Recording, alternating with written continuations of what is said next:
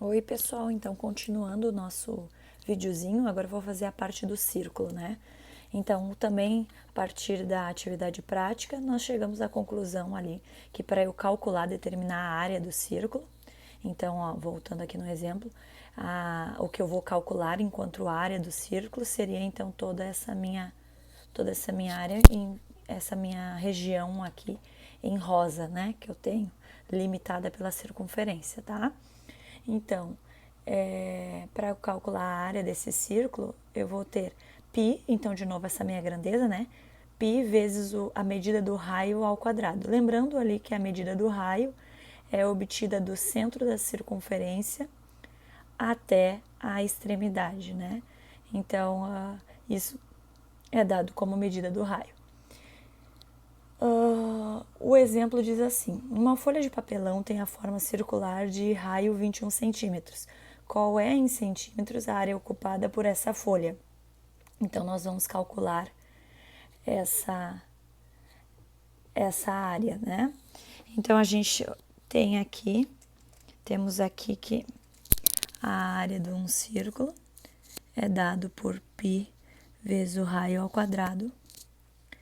O raio dessa folha de papelão, ela é 21 centímetros, então, na verdade, no lugar do raio eu vou substituir por 21. E aí, na verdade, quando eu tenho 21 ao quadrado, lembrando que 21 ao quadrado é 21 vezes 21, certo? Então, na verdade, eu vou ter π vezes, fazendo 21 vezes 21, eu vou ter 441. Então, eu posso dizer que a área, então, dessa minha folha ali tem 441 π centímetros ao quadrado.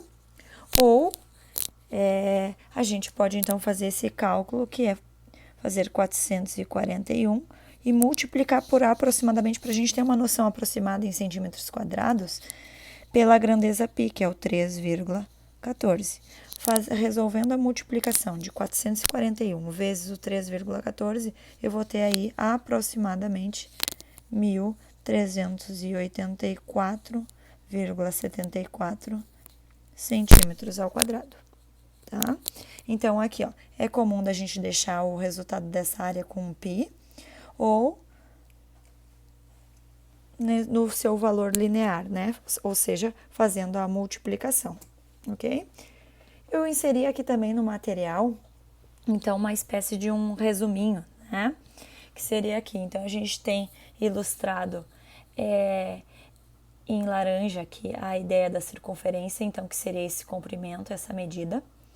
O raio aqui em verde, ó, que vai do centro até a extremidade.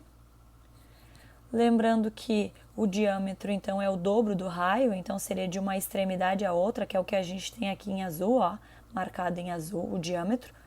Para eu calcular o comprimento dessa minha circunferência, então o comprimento dessa minha volta aqui toda, eu faço isso através de 2 vezes o π vezes o raio.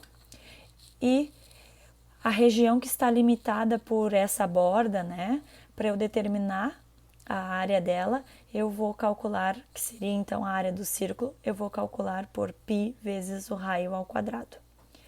E vocês fizeram então a atividade prática, né, para chegar lá na dimensão do π, que é um número irracional, e a gente utiliza ele aproximadamente 3,14. Mas, na verdade, ele é um número infinito e irracional, né? Então, ele é 3,14159, e aí aqui a gente tem alguma composição, né? Algumas casas de composição deste número π. E tá vendo aqui a reticências, ó, ou seja, continua. Lembrando que por ser um número irracional, ele não tem fim, é infinito, certo?